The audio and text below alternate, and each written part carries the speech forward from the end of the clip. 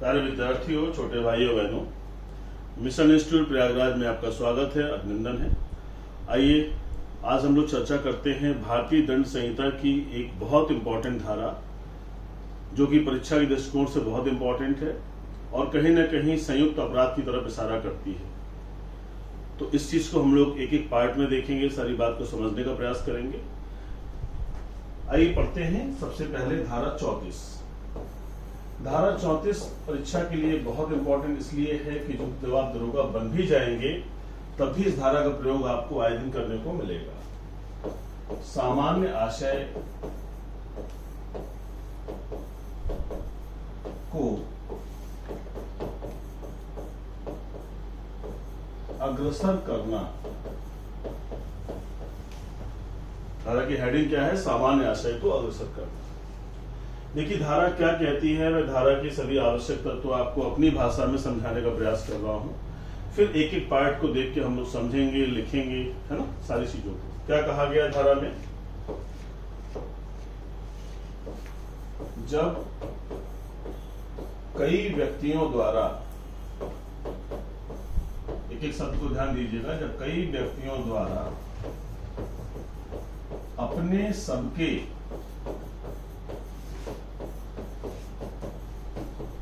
सामान्य आशय को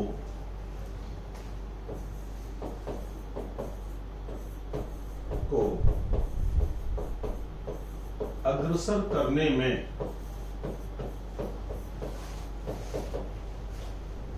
कोई अपराध किया जाता है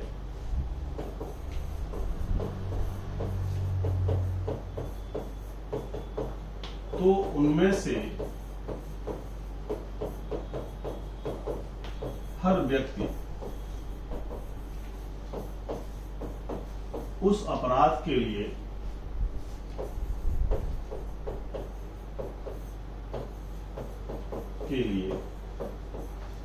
उसी प्रकार जिम्मेदार होगा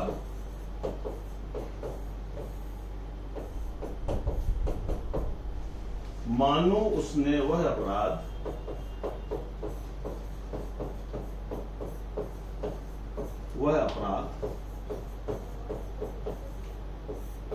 स्वयं अकेले ही किया हो।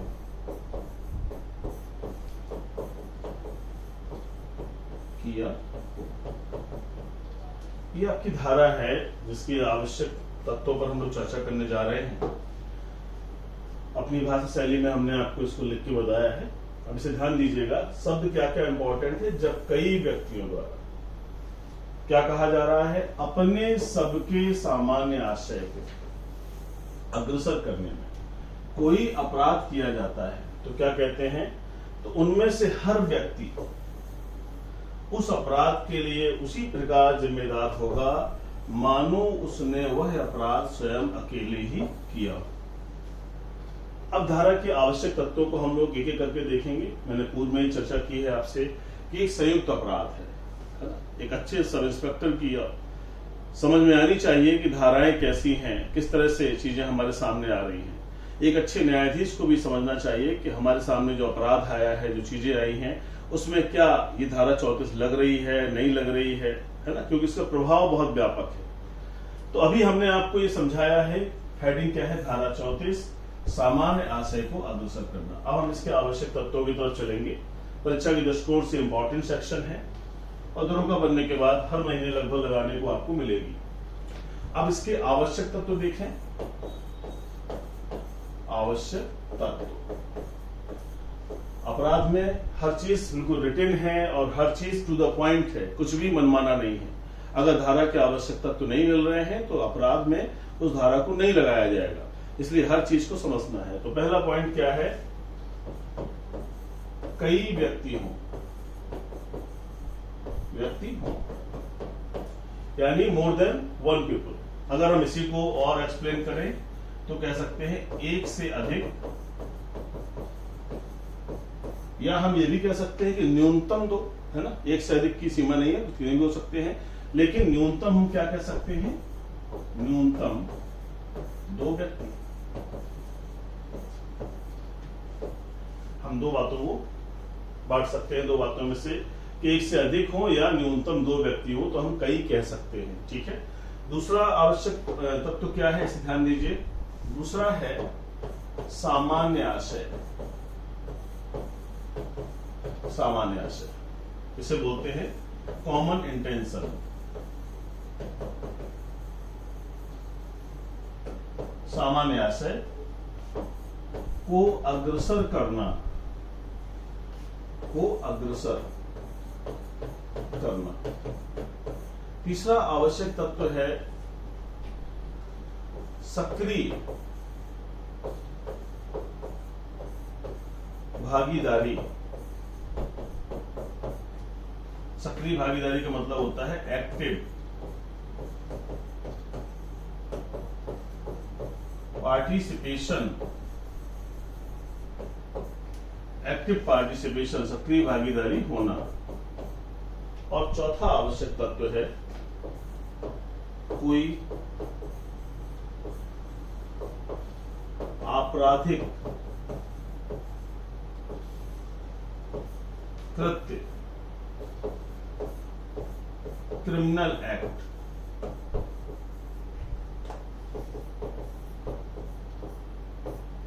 किया जाना। ये चार आवश्यक तत्व हैं, इनको गौर करना है, ध्यान देना है, समझना है। कई व्यक्ति हो, मैंने एक्सप्लेन कर दिया आपको कि मोर देन वन और मिनिमम टू। दूसरा है सामान्य आशय और तीसरा है सक्रिय भागीदारी और चौथा है कोई आपराधिक कार्य। अगर ये सब है तब धारा 34 लगेगी, नहीं तो नहीं लगेगी। अब धारा 34 क्यों लग रही है, एक बात और समझना है, क्यों इतनी डिस्कशन हम लोग कर रहे हैं। तो आप पीछे बैक हो जाइए। पीछे बैक होने का मतलब यह है कि यहां देखें कि मानो उसने वह अपराध स्वयं अकेले ही किया। इसका मतलब है कि अगर चार लोग हैं, चार लोगों में से किसी दो ने कर दिया है तो सजा सबको मिलने वाली है, क्योंकि धारा कहती है कि मानो उसने वह अपराध स्वयं अकेले ही किया हो, सबकी सजा बराबर होने जा रही है। इसलिए इस धारा का इंपॉर्टेंस है। आपने गला काटा है और आपने पैर पकड़े हैं, तो गला काटने वाले को 302 होगा तो 302 की सजा आपको भी भोगनी पड़ेगी। उद्देश्य ये है इस धारा का, इसलिए बहुत इंपॉर्टेंट है। तो इस बात को समझना होगा कि धारा के आवश्यक तत्व क्या कहते हैं। तो आवश्यक तत्व कहते हैं कि सामान्य आशय और सक्रिय भागीदारी, दो शब्दावली हमें समझनी है। इस धारा की जान भी इसी में टिकी हुई है। ठीक है।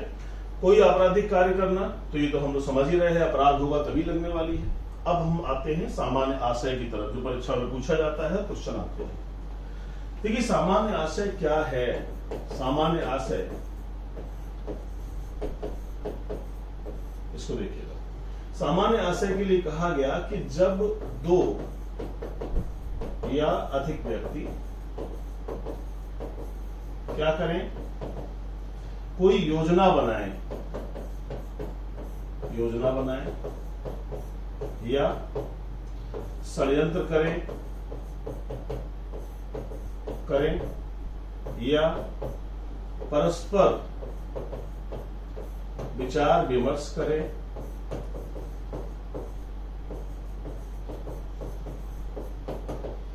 या मस्तिष्कों का मिलन करें, मीटिंग ऑफ माइंड करें, मस्तिष्कों का मिलन करें, योजना बनाएं, षड्यंत्र करें, परस्पर विचार विमर्श करें और फिर अपराध करें, इसके बाद आएगा अपराध। तो जो ये बात हो रही है दो या दो से अधिक व्यक्तियों के बीच में, यही है सामान्य आशय।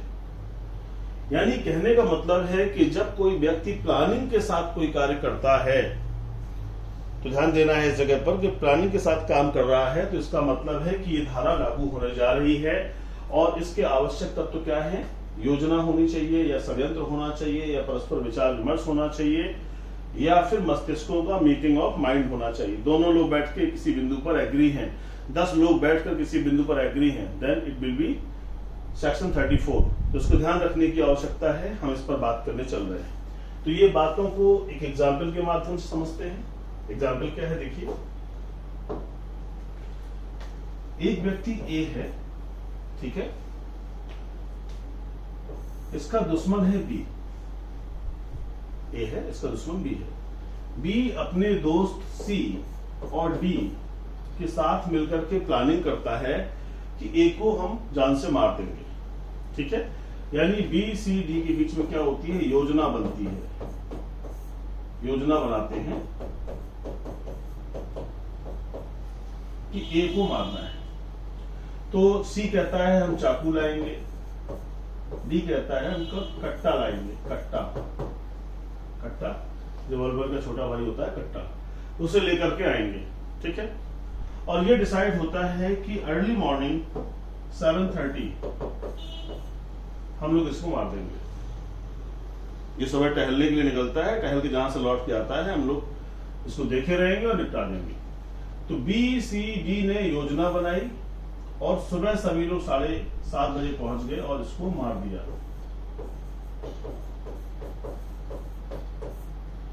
इन लोगों पर जो धारा लागू हो रही है भारतीय दंड संहिता की, धारा हो रही है 302 और कौन सी हो रही है 34। तो मुकदमा जो कायम होगा वो धारा 34/302 का होगा। क्यों? क्योंकि इन लोगों के बीच में योजना थी और इस प्लानिंग के तहत इन्होंने इसको मारा है। और धारा के आवश्यक तत्वों में जाएंगे, अगर थोड़ा सा बैक होकर देखें,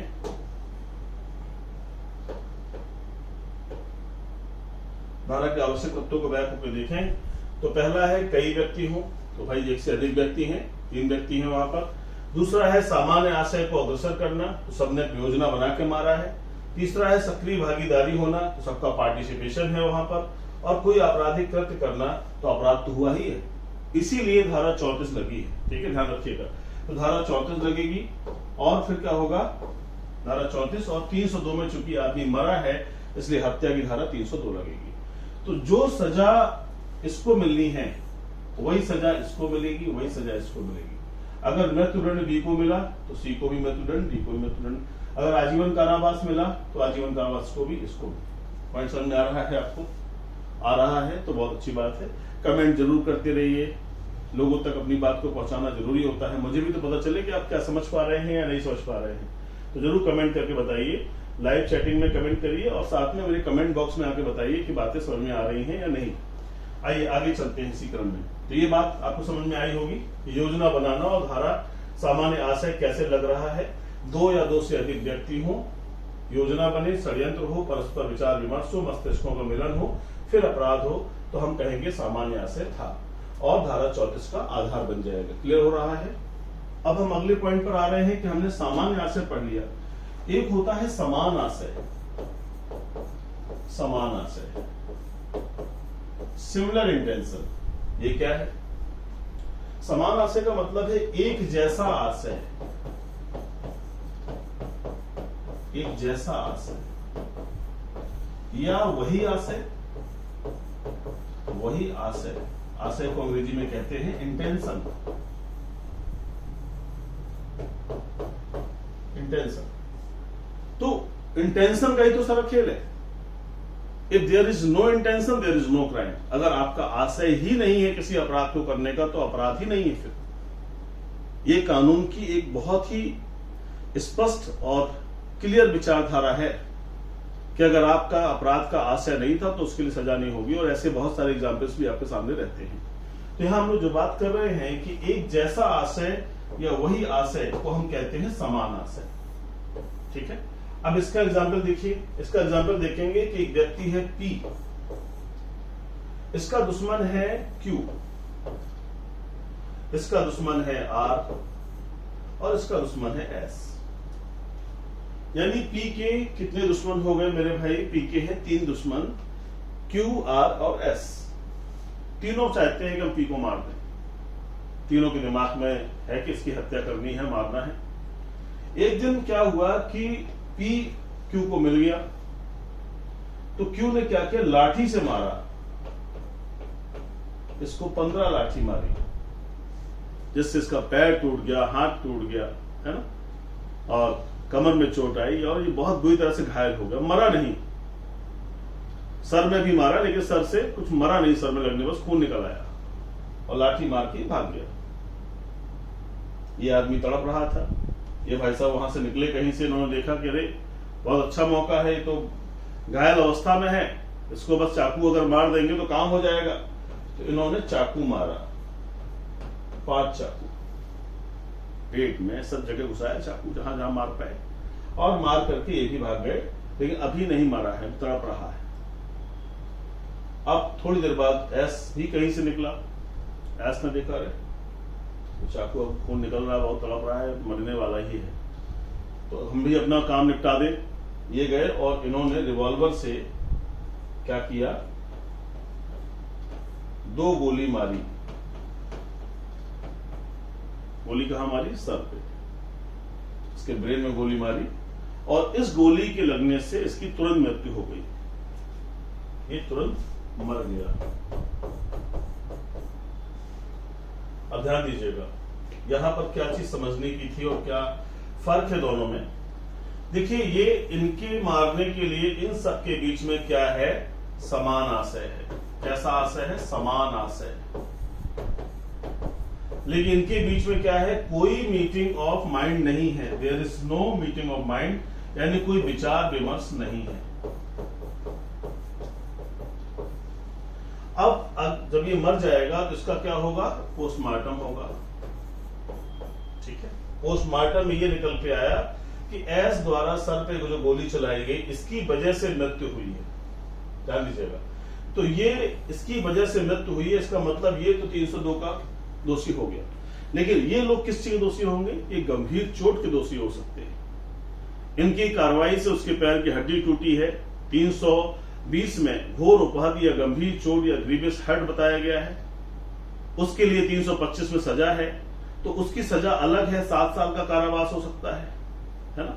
चाकू मारने से भी गंभीर चोट हो सकती है। लेकिन अगर जो कॉज ऑफ डेथ है, अगर वो गोली है या कॉज ऑफ डेथ चाकू है, जिस रीजन से आदमी मरा है, वो रीजन अगर ये है या ये है, जो भी उस रीजन में आएगा, 302 का मुकदमा उसके ऊपर दर्ज होगा।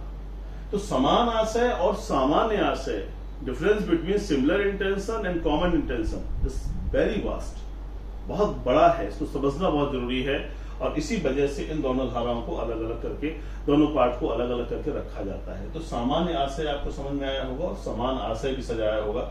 यहां पर 302 में सजा हो सकती है, 302 में, यहां पर 7 साल का कारावास हो सकता है, यहां भी 7 साल का कारावास हो सकता है। ठीक है, लेकिन वहां जो सजा होगी, जो मैंने पूर्व में आपको चर्चा की है, इस पर जो सजा होगी, तो जो इसकी सजा होगी, जो इसकी होगी, जो इसकी होगी, सब क्या होगी? बराबर होगी। इसको ध्यान रखने की आवश्यकता है कि धारा 34 का प्रभाव यह है कि सभी को समान सजा मिलेगी। क्लियर हो रहा है? अब इसी क्रम में हम आपको आगे बताने चल रहे हैं। अगला बिंदु है कि कैसे आशय उत्पन्न होता है, आशय, और अपराध कैसे होता है। बिना किसी कारण के दुनिया में कोई कारण नहीं होता। एक फिलॉसफी का सिद्धांत है कार्य कारण सिद्धांत, यानी हर चीज के पीछे, किसी कार्य के पीछे कोई ना कोई कारण होता है। बिना कारण के इस दुनिया में कुछ नहीं है, ऐसा माना जाता है। यह अलग बात है कि we are not able to decode, हम उस चीज को खोल नहीं पाते हैं, उन पन्नों को, कि जिनमें ये बातें छिपी हुई हैं, लेकिन कारण होते हैं। अपराध के क्षेत्र में भी इसका इंपॉर्टेंट रोल है, और अपराध के पीछे भी कोई ना कोई आशय होगा, तभी अपराध होगा, यानी कोई ना कोई कारण होगा। और जब कोई कारण होता है तो कारण से आशय उत्पन्न होता है, और आशय की अपराध उत्पन्न होता है। ठीक है, एक एग्जाम्पल जो मैं आपको अक्सर क्लासेस में ही बताता हूं, यहां भी एक्सप्लेन करूंगा। मान लीजिए कोई एक लड़का है जिसका नाम है पी, इसकी गर्लफ्रेंड है जिसका नाम है क्यू, और पी और क्यू के बीच में पिछले लास्ट 9 सालों से, 10 इयर्स से इनके बीच में लव अफेयर का मामला चल रहा है। इनके बीच में प्यार मोहब्बत चल रही है, 9 साल से प्यार मोहब्बत है। और हम इसको अगर दूसरे दृष्टिकोण से देखें तो ये हस्बैंड और वाइफ की तरह हो गए हैं। इससे ज्यादा एक्सप्लेन करने की आवश्यकता नहीं है, आप समझ गए होंगे। तो ये पति पत्नी की तरह है, गर्लफ्रेंड बॉयफ्रेंड तो है ही, लेकिन पति पत्नी की तरह जीवन जीते हैं। वो भी केयर करती है, वो भी केयर करता है। हेलो हेलो, हाँ जानू, गुड मॉर्निंग, खाना खाए, नाश्ता किए, ऐसे मतलब इतना सुबह से 6:30 बजे से शुरू होता है, रात में 1 बजे तक बातचीत हो रही है। ये आज जो प्यार है, इस तरह का प्यार था इन दोनों के बीच में। और ये चल रहा था पिछले 9 सालों से।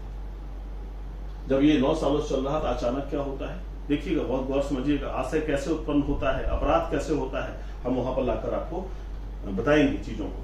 तो फिर बात सुनते रहिए, तभी समझ में आएंगी चीजें। अब क्या हो रहा है कि लास्ट 15 डेज से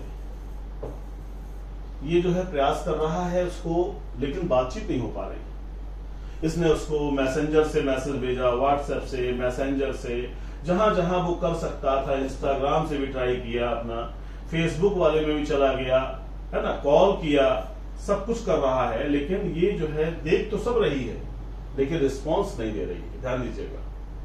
तो ये बड़ा परेशान हो गया और इसने क्या क्या दुखी हो गया, घर के आसपास भी गया, सब कुछ ट्राई मारा अपना पूरा। इसके बाद में दुखी होकर के क्या करने लगा, दारू पीने लगा। दारू पी रहा है, दारू पीते पीते इसी का एक दोस्त आ गया, एम। उसने पूछा, भैया अकेले दारू पी रहे हैं? उसने कहा पी लो तुम भी। तो वो भी पीने लगा। अब दोनों लोग दारू पी रहे हैं। दारू की दोस्ती बहुत अच्छी होती है, बड़ी गहरी दोस्ती मानी जाती है। अब दारू पीते पीते एम ने पूछा कि भैया ये आप अकेले अकेले पी रहे थे, क्या कारण है? तो नशे में पी ने बताया कि भैया आपकी जो भाभी हैं, इनको भाभी कह रहे हैं, भाभी हैं, इनसे इतना पुराना संबंध है, तुम लोग तो जानते ही हो, लेकिन अब क्या हो रहा है, पिछले मैं 15 दिन से ट्राई कर रहा हूं, बात नहीं हो पा रही। ये बोला भैया एक पैग और बनाइए तो बताएं आपको। कहाँ बताइए भैया? कहा भैया अब आपकी बात नहीं हो पाएगी। बोला क्यों? कहा भैया इसका क्यू का चक्कर एस के साथ हो गया है। क्या कैसी बात कर रहे हो? बोले नहीं ऐसा ही है, हमने देखा है। तो काफी गर्मा गर्मी हो गई दोनों बीच में। उन्होंने कहा नहीं ऐसा नहीं हो सकता, हमारा 9 साल का प्यार है। उसने कहा नहीं 9 साल का नहीं है, चक्कर हो गया है। तो बोला 9 साल का कोई मतलब नहीं, चक्कर हो गया भैया, हमने कंपनी गार्डन में देखा है। अब ये मैटर देखिएगा, यही से चीजें शुरू होने जा रही है। तो पी ने कहा कि अगर तुमने देखा है, तुम हमारे मित्र हो, तो तुमने बताया क्यों नहीं? और अब मुझसे मिलने तभी आना जब तुम सही सटीक जानकारी मुझको दे सको। और एम भी इस बात से एग्री हो गया। एम बोला भैया हम अब तभी मिलेंगे जब भाभी को रंगे हाथों पकड़ लेंगे। लगभग 20 दिनों बाद एम ने फोन किया पी को, तो भैया तुरंत आ जाइए, भाभी जो है कंपनी गार्डन में जहां बैठी हैं उसी पेड़ के ऊपर हम चढ़े हुए हैं और वहीं से हम लोकेशन सेंड कर रहे हैं। आप तत्काल उसी लोकेशन को पकड़ के आ जाइए। दोनों लोग नीचे बैठे हुए हैं और दोनों बतिया रहे हैं अपना, और चुरमुरा उरमुरा कुछ खा रहे हैं, भूजा खा रहे हैं। अच्छा, वो लोकेशन पकड़ के पहुंचा, सही में बैठे थे वो लोग। और इन लोगों ने छिपकर सुना तो इन दोनों ने बातें कर रहे थे मैरिज के बारे में। लड़की कह रही थी कि हमको मैरिज अभी करनी है, 15 से 30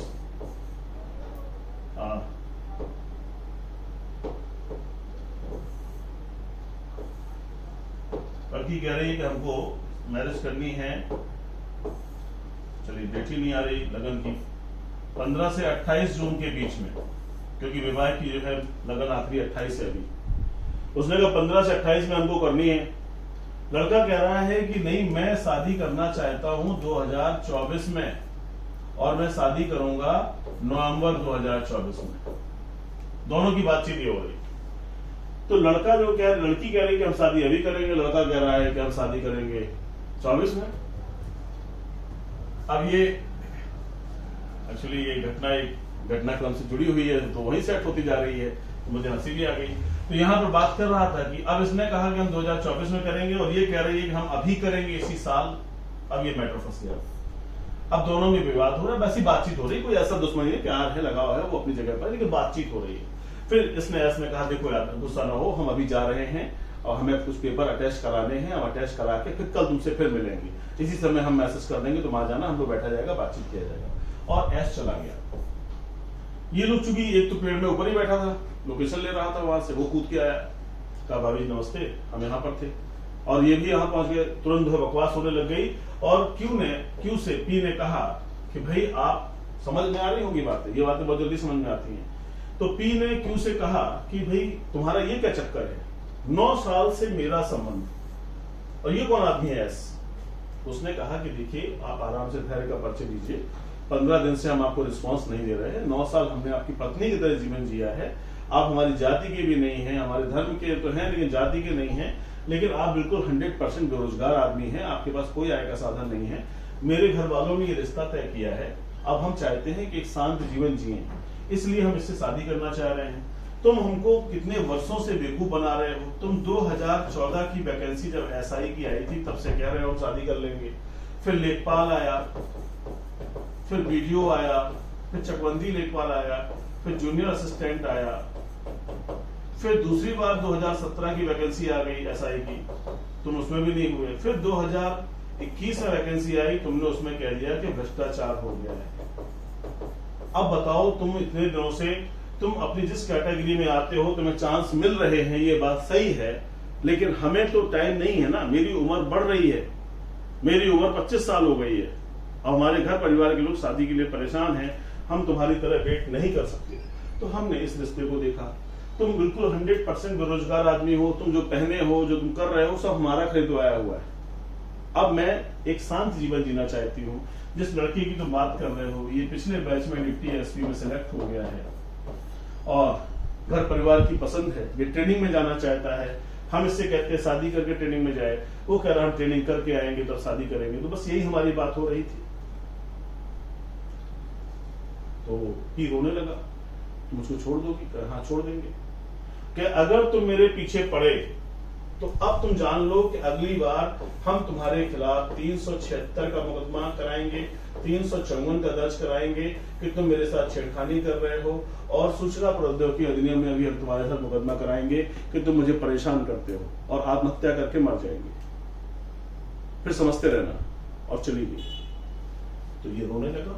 अब देखिए, अब इतनी घटना बताने का सिर्फ उद्देश्य था कि कारण की तरफ फोकस करें। जब आप अच्छे दरोगा बने तो इन सब बातों को बैकग्राउंड में सोचना होगा आपको। ये पढ़ाया हुआ आपको जीवन भर काम आने वाला है, ध्यान रखिएगा इस बात का। अब देखिए, अब ये चली गई। अब पी रोने लगा, तो इसका जो दूसरा साथी है एम, उसने भैया रोइए नहीं, उसने कहा नहीं हम सुसाइड कर लेंगे। क्या कर लेंगे? सुसाइड कर लेंगे। तो उसने कहा भैया आप सुसाइड क्यों करेंगे? मरना होगा दुश्मन मरेंगे, आप क्यों मरेंगे? उन्होंने कहा नहीं मैं मर जाऊंगा, मेरे साथ बहुत धोखा हो गया। उसने कहा नहीं आप नहीं मरेंगे, भाभी मरेगी। सब खेल भाभी कर रही है, भाभी मरेगी। कहने नहीं भाभी नहीं मरेगी, भाभी से बहुत प्यार है। तो यही सब बात हो रही थी दोनों के बीच में। इसी में जो है एम ने कहा भैया फाइनल आंसर मिल गया। बोले क्या हुआ? बोले भैया यही एस मरेगा, यही हमारी समस्या की जड़ है।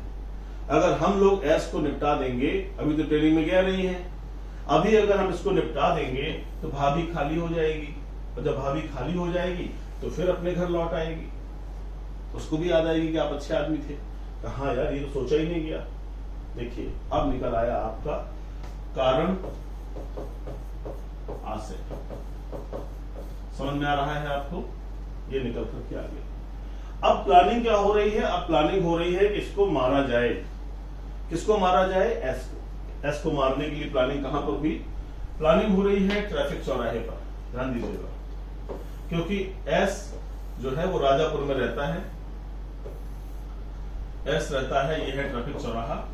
एस राजापुर में रहता है और एम, पी और एम रहते हैं कटरा में। ठीक है। जो लड़की रहती है वो अशोकनगर में रहती है। ठीक है। अब ये जो एस जो रह रहा है ये राजापुर में रह रहा है। इसकी आदत है एस की कि अर्ली मॉर्निंग जो है ये सुबह निकलता है तो यहाँ पर ट्रैफिक चौराहे में जो चाय की दुकानें हैं वहां चाय पीता है। इन लोगों ने प्लान किया कि हम लोग भी वहीं पहुंचेंगे 7 बजे। ये निकलता है, चाय पीता है और चाय पी के जहां से जाना होता है में जाता है। ये डेली का लगभग नियम है इसका। तो पी और एम वहां पहुंचे।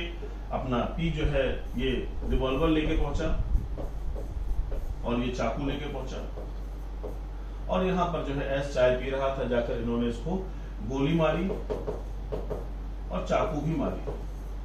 5 चाकू 3 राउंड गोली, और एस को मारा। एस यहीं पर मर गया। ध्यान दीजिएगा। और एम और एन नहीं सॉरी पी और एन,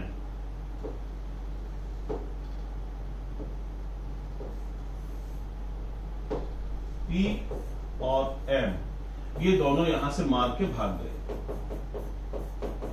ध्यान दीजिएगा पूरे घटनाक्रम पर। अब देखिए जब मार के भाग गए तो यही इसी जगह, इनका चूंकि प्यार तो अंधा होता है ना, लव इज ब्लाइंड, दिखाई पड़ता नहीं है, दिमाग खराब रहता है प्यार में।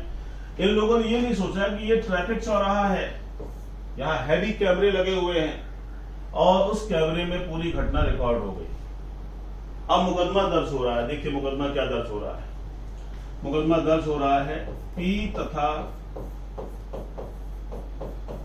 एक अन्य बनाम उत्तर प्रदेश राज्य, ध्यान दीजिए, पी तथा एक अन्य बनाम उत्तर प्रदेश राज्य, धारा 34/302 ये मुकदमा दर्ज हो रहा है। यानी अब अपराध यहां हो गया। अभी तक हम आशय पढ़ रहे थे, अब यहां पर अपराध हो गया और धारा 34 लग गई है, 302 लग गई है। अब आपके मन में आएगा कि भाई धारा 34 कैसे लग गई। धारा 34 इसलिए लग गई, ध्यान से देखिएगा आप बात को, क्योंकि धारा 34 के आवश्यक तत्व क्या कहते हैं, कई व्यक्ति हो तो एक से अधिक व्यक्ति है, दो हैं, सामान्य आशय को अग्रसर करना, तो यानी प्लानिंग के बाद मार रहे हैं, सक्रिय भागीदारी होना, दोनों के दोनों ट्रैफिक चौराहे पे गए हैं, एक ने चाकू मारा, एक ने गोली मारी, कोई आपराधिक कार्य करना, इसका मतलब धारा 34 लग गई। ठीक है, हत्या हुई है इसलिए धारा 302 लग जाएगी और ये आपकी स्थिति आ जाएगी। तो मैंने आपको बताया था कि बिना आशय के अपराध होना संभव नहीं है। तो अब जब आप दरोगा बन जाइएगा तो आप इन बातों को ध्यान दीजिएगा कि सर ने बताया था कि बैक में होकर जाना है। जो घटना दिख रही है वो घटना एक सामने दिखने वाली चीजें बताती है कि ऐसा हुआ है, लेकिन ये क्यों हुआ है ये आपको बैकग्राउंड में देखना पड़ेगा। और जब आप बैकग्राउंड में देखेंगे तो बहुत सारे तार आपको दिखाई पड़ेंगे, बहुत सारी चीजें नजर आएंगी, जिससे पता चलेगा कि इस अपराध का कारण क्या था, इसके पीछे क्या आशय छिपा था, क्यों ऐसा हुआ। और जब आप ये जान जाएंगे, ये जान लीजिए आपकी विवेचना बहुत परफेक्ट होगी और अपराधी बच के नहीं जा पाएगा। उस दिन आप एक परफेक्ट सब इंस्पेक्टर होंगे। उस दिन आप अगर आप न्यायाधीश बनते हैं तो एक परफेक्ट न्यायाधीश होंगे, क्योंकि अपराध को समझना बहुत जरूरी है। हमारी विधि व्यवस्था कहती है चाहे 10 में से 9 अपराधी छूट जाएं, लेकिन एक निर्दोष को सजा नहीं होनी चाहिए। तो वही चीज है कि अगर आप अच्छे से विवेचना करेंगे तो ऐसा नहीं होगा। ठीक है, आइए हम आगे चलते हैं। इसी में हमने 2 बिंदुओं तक आपको समझा दिया कि सामान्य आशय क्या है और चीजें हो गई। अब देखिए सक्रिय भागीदारी हम लोग देखने जा रहे हैं। सक्रिय भागीदारी, सक्रिय भागीदारी कैसे होती है, क्या स्थिति बनती है सक्रिय भागीदारी की, इसको हम लोग समझने जा रहे हैं। अब देखिए एक घर बनाता हूं, जैसे ये एक क्या है, एक पोस्ट ऑफिस है, एक बड़ा सा पोस्ट ऑफिस, गांव वगैरह बड़े बड़े पोस्ट ऑफिस होते हैं। ये देखिए एक पोस्ट ऑफिस है,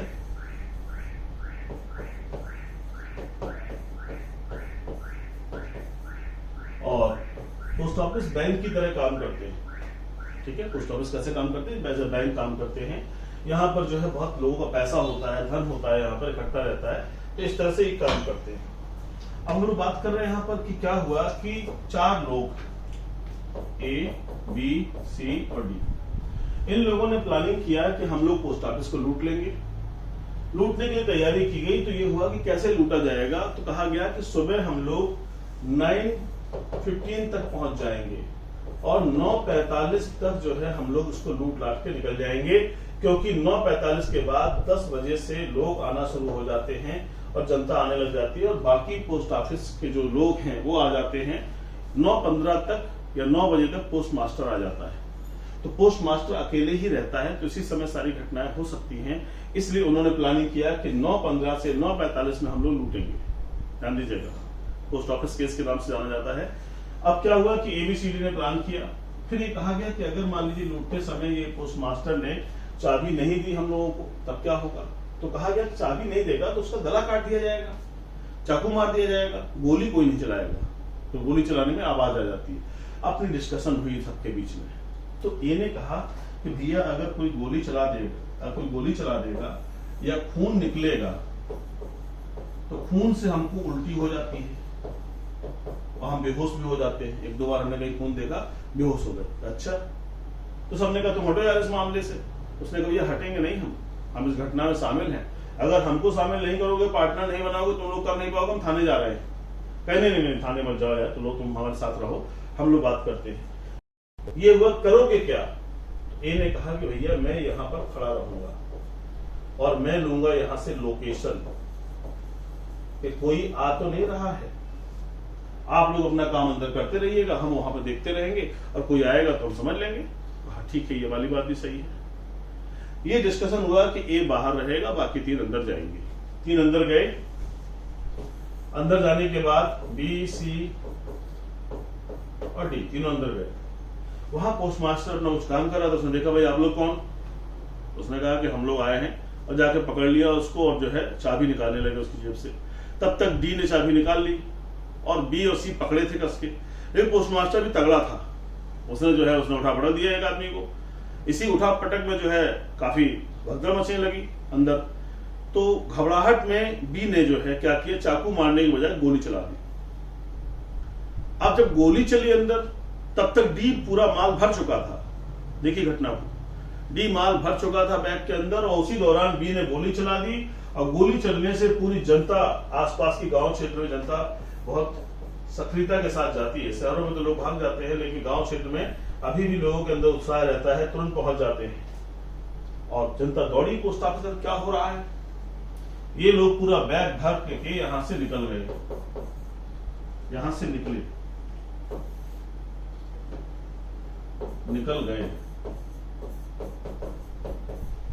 कहां निकल गए? आ गए, और फिर कभी नहीं मिले, और फिर कभी नहीं मिले, हमेशा के लिए भाग गए। ये घटनाक्रम हुआ। और इनका क्या हुआ, ये भाई साहब जो यहां पर अपना बहुत विद्वान आदमी थे, ए जनता ने उनको भागते देखा और इनको यहां खड़े देखा, ये अरेस्ट हो गए, पकड़ लिए गए। अब मुकदमा दर्ज हो रहा है, ध्यान दीजिएगा। ए तथा 3 अन्य, क्योंकि पकड़ा ए गया है ना, ए तथा 3 अन्य, 3 अन्य बनाम, जिस राज्य का मामला है वही राज्य आ जाएगा, उत्तर प्रदेश राज्य। धारा 34/392/302। अब आप कहोगे 392 क्या है? तो ये लूट का दंड है, क्योंकि यहां लूट हुई है ना, लूट का दंड। ये क्या है? हत्या है, हत्या का दंड। जो जो अपराध होंगे वो सब उसी क्रम में ऑब्लिक करके जुड़ते जाएंगे।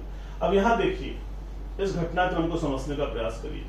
क्या कहा जा रहा है कि अगर जो व्यक्ति यहां खड़ा था, इसकी भूमिका को भी देखा गया, इसने कुछ नहीं किया लेकिन इसने अपराध में सहयोग प्रदान किया, यानी इस सहयोग की वजह से इसको भी इस मामले में वही सजा मिली जो चारों को मिलनी चाहिए। वो कभी नहीं मिले, वो नहीं आए, वो एक अलग बात है, लेकिन इसको सजा मिली क्योंकि इसने अपराध किया था। और 302 का अपराध हो रहा है तो आजीवन कारावास की सजा मिल गई।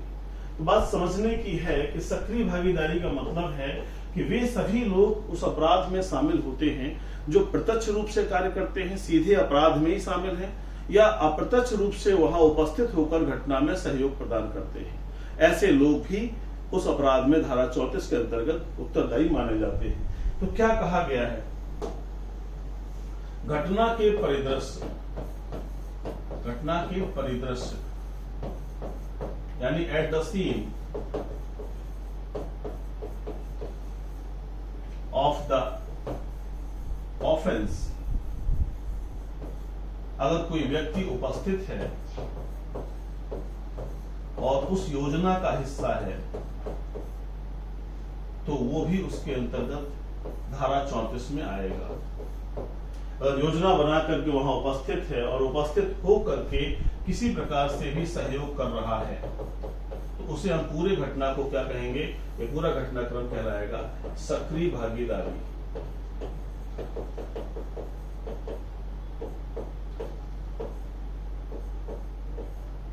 तो शायद आप समझे होंगे चीजों को, आपने ध्यान दिया होगा। प्यारे विद्यार्थियों, हमारा उद्देश्य यहाँ पर था आपको धारा 34 जुड़ी हुई बातों को बताना। महत्वपूर्ण मामले कौन से हैं? Important cases.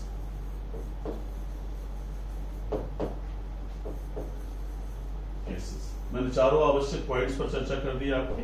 अब इंपॉर्टेंट केसेस देख लीजिए। पहला केस इंपॉर्टेंट है, महबूब शाह बनाम एम्परर। दूसरा है बारेंद्र कुमार घोष बनाम एम्परर। तीसरा है इंदर सिंह बनाम क्राउन। और चौथा है शंकर लाल बनाम गुजरात राज्य।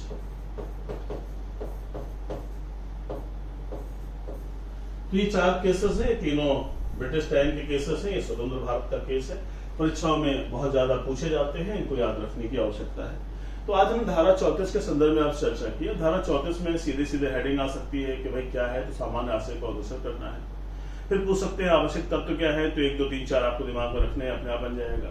सामान्य आशय का बहुत बार पूछा गया प्रश्न है, सामान्य आशय क्या है, तो 2 या 2 से अधिक व्यक्ति हों, विचार विमर्श करें या योजना बनाएं या षड्यंत्र करें या मस्तिष्कों का मिलन करें, आप समझ जाएंगे। इंपॉर्टेंट केसेस क्या है, तो 4 केसेस आपको बता दिए। केसेस तो हजारों हैं, इंपॉर्टेंट है, इनको ध्यान रखना आवश्यक है। तो आज मैंने भारतीय दंड संहिता की बहुत ही इंपॉर्टेंट धारा आपको बताने का प्रयास किया। अगर आपको समझ में आया है तो बहुत अच्छी बात है। ऐसी बहुत सारी धाराएं हैं जो परीक्षा के लिए इंपॉर्टेंट है, पढ़ना आवश्यक है, क्वेश्चन आते हैं, और जब दरोगा भी बन जाएंगे तब भी इनका इंपॉर्टेंस रहेगा। जो आप आईपीसी सीआरपीसी पढ़ते हैं, संविधान पढ़ते हैं, जीवन भर काम आने वाले विषय हैं। एक पुलिस अधिकारी के रूप में, एक जुडिशियल ऑफिसर के रूप में ये हमेशा आने वाली चीजें हैं। तो अगर आप दिमाग में रखेंगे तो निश्चित रूप से इससे लाभ मिलेगा। ठीक है, तो आज की चर्चा यही तक थी। प्रतिदिन कुछ न कुछ नया आपके जीवन में हो रहा है। आपको ये बात पहचानने में बहुत वक्त लगता है कि कौन आपके साथ खड़ा है, कौन आपके साथ नहीं है। ऐसा भी हो सकता है कि बहुत सारे लोग आपके साथ खड़े हों, आपके साथ चल भी रहे हों, आपके साथ खा भी रहे हों, आपके साथ पी भी रहे हों, लेकिन आपके साथ ही वो धोखा कर रहे हों। ऐसा भी हो सकता है। तो स्वयं का मजबूत होना बहुत आवश्यक है, स्वयं का कॉन्फिडेंट होना बहुत आवश्यक है। युद्ध में हमेशा अपनी विजय तब होती है जब हम दमदार होते हैं। हमारे लोग दमदार हैं, वो हमारे युद्ध में सहयोग प्रदान करते हैं, लेकिन आपको स्वयं मजबूत होना पड़ेगा। जब पूरी दुनिया आपके विरोध में खड़ी हो, जब कोई आपका साथ न दे रहा हो, तब अपने अंदर के आत्मविश्वास को हर समय जगा के रखना होता है कि हमें सफल होना है, सफल होना है, सफल होना है। आलोचना हो, प्रत्यालोचना हो, नेगेटिविटी हो, नकारात्मक बातें आती हो, आपका लोग सहयोग न कर रहे हो, आपके साथ छल छद्म हो रहा हो, आपके साथ धोखा हो रहा हो, आपके साथ किसी भी प्रकार की कोई भी स्थिति उत्पन्न हुई हो, उस समय सिर्फ आपको एक बात याद रखनी है कि तुम्हारा जन्म सफल होने के लिए हुआ है, सिर्फ सफल होने के लिए हुआ है और सिर्फ सफल होने के लिए हुआ है। और जब आप ऐसा सोचेंगे तो आप हमेशा पॉजिटिविटी से भरे रहेंगे और ऐसे लोगों का आपके ऊपर कोई प्रभाव नहीं पड़ेगा। गुलाब कांटों के बीच में ही खिलता है, कांटे हैं लेकिन गुलाब से सुंदर फूल भी ढूंढने में नहीं मिलता। तो अपने अंदर के आत्मविश्वास को जगाइए, कांटों में रहकर भी हम गुलाब की तरह खिलेंगे। इसी चीज को मन में रखिए, निश्चित रूप से सफलताएं मिलेंगी। सफलता और सफलता में बहुत बड़ा अंतर नहीं है, लेकिन जो छोटा सा अंतर है वो बहुत बड़ा बन जाता है और पूरे जीवन भर याद रहता है। तो कोशिश करिए कि हम अंतर ना बनने दें, हम सफल होकर के अपने लक्ष्य को प्राप्त करें। अपने माता पिता का, अपने परिवार का, अपने गांव का, अपने समाज का, अपने लोगों का, अपने गुरुओं का मान सम्मान बनाएं। बहुत बहुत अपना ख्याल रखिए, जीवन पथ पर आगे बढ़िए। जय हिंद।